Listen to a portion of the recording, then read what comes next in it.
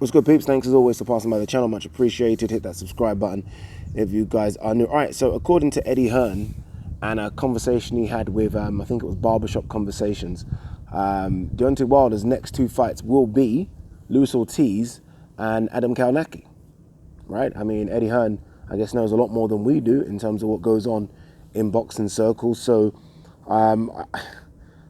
I don't wholeheartedly believe him because a lot can happen in boxing. I mean, he could get beat by Dominic Brazil, right? Luis Ortiz could lose his next fight. Kownacki could lose his. So it's not that simple. But in an ideal world, that's what's mapped out for him. Luis Ortiz next and Adam Kownacki. That's shocking, isn't it? I mean, if that's the case, that's just shocking. And I think it's fair to say we could maybe put to bed or close the chapter on Joshua versus Wilder happening in my lifetime. You know, in my lifetime, it's just not going to happen, right? And not just that, but if I'm Dillian Whyte listening to this information, I'm extremely pissed off, right? Because he's been having conversations with the WBC president, Mr. Sullivan, and by all accounts, he is next in line for a shot at Deontay Wilder. But in listening to this, it almost looks like Deontay Wilder will be given two voluntaries. One of those will be Luis Ortiz, and the next one will be Adam Kownacki. I've not looked at the WBC rankings, so I don't know where either are. I'm guessing Luis Ortiz, having had his shot, probably is sitting around the top 7, 8. I don't know where Kownacki is. But you don't turn down, I don't know what offer was put to him by DAZN now. What was it, $120 million? You don't turn down $120 million with your next fights being Brazil, Joshua, and then do Brazil, Ortiz, who you've already beat, and Kownacki, who I think is actually pretty good, but again is an upcoming fighter. I mean, I don't think ever on this channel said that Deontay Wilder's ducking AJ, because I actually don't think Deontay Wilder's scared of AJ at all, by the way. But I mean, what else can you call it? What else can you call it, right? I mean, if Joshua or anyone from Joshua's team or anyone found out that Joshua had plans to do that, people would be going mental. People would absolutely be, they'd be throwing fucking their chairs at the TV screen if they heard that information, that Joshua was gonna fight, I don't know, let's say it was Jarrell Miller at the time, and then do Ortiz, Kownacki, and didn't even mention Fury or Wilder. People would be going mad. So I don't think we should accept it for Wilder. I mean, I love the Wilder-Ortiz fight. I think it's a fantastic fight, but it's done, it was concluded. Wilder beat Ortiz, he stops him in the 10th. We don't really need to see that again, right? It's almost like the argument people make about Dillian Whyte, Joshua. Although Ortiz-Wilder was a much better fight, we've seen Joshua beat Dillian Whyte. We don't necessarily need to see it again yet.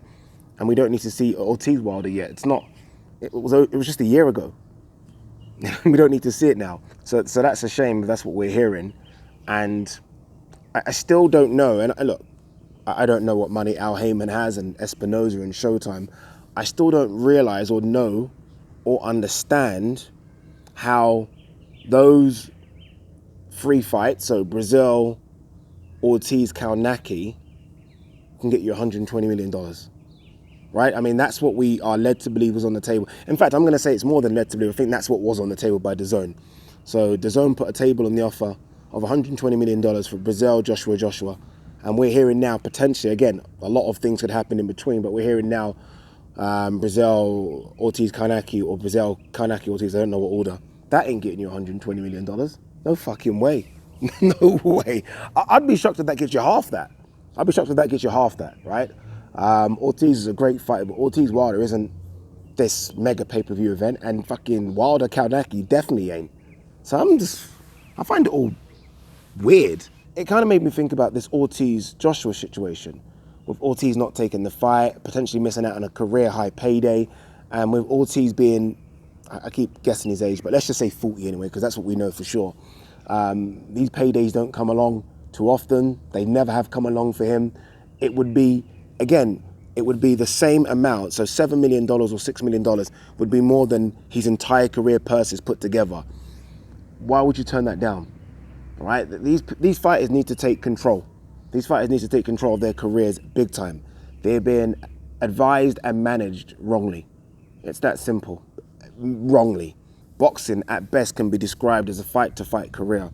Anyone that has plans of 4 and 5 fight deals are stupid, because it could be ended in one night.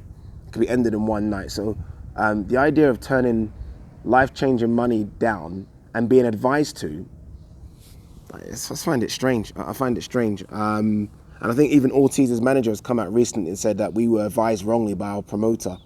And if Deontay Wilder is somehow being advised, and again, I don't know his financial status, but if Deontay Wilder is somehow being advised that taking fights against Kownacki and Ortiz financially makes more sense than taking back-to-back fights against Joshua, then I don't know. Don't know anymore. What do you guys think? Kownacki, Ortiz, potentially, that's what we're hearing. Happy? Not happy? Again, by the way, these are decent fights, but from a fight standpoint and a financial standpoint and a legacy standpoint, no one's going to convince me that those are better fights than what was supposedly put on the offer, or the table, sorry, by DAZN. No one is going to convince me of that. Anyway, what do you guys think? Let me know. Peace.